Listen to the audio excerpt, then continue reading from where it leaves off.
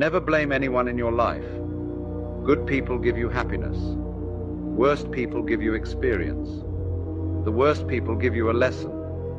And the best people give you cherished memories.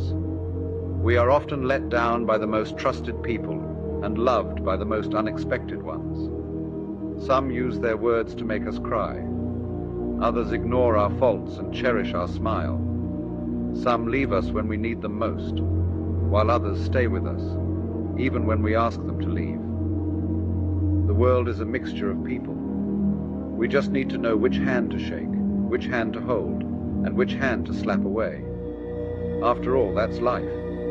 Learning to hold on and learning to let go. In the end, it's not about the hands we're dealt, but how we play them. Life's lessons come in various forms, sometimes disguised as hardships, other times as blessings in disguise.